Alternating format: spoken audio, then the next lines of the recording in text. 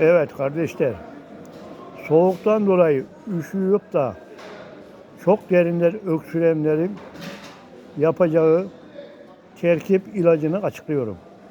Arkadaşlar, ocağı yakacaksın, ocağın üzerine tavayı koyacaksın. Tavanın içine bir çay bardağı pekmez koyacaksın.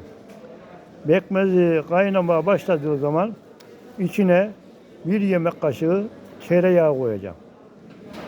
Biraz kaynatacaksın.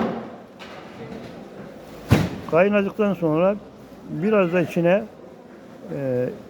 2 çay kaşığı karabiber atacaksın. Karabiber atacaksın, karıştıracaksın.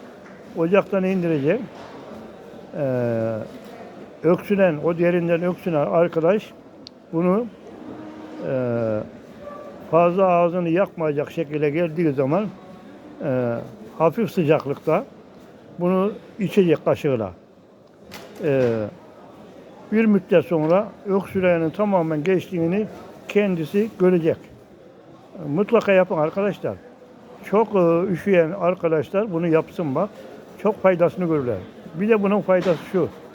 Kabızlısa arkadaş, kabızlığını dahi açıyor yani. Haberiniz olsun. Kabızlara da çok iyi geliyor bu terkip. Evet, beni izlemeye ve abone olmayı unutmayalım arkadaşlar. Abone olun lütfen, abone olun. Sayımızı arttıralım. Ben de gerekli bilgileri size aktaracağım.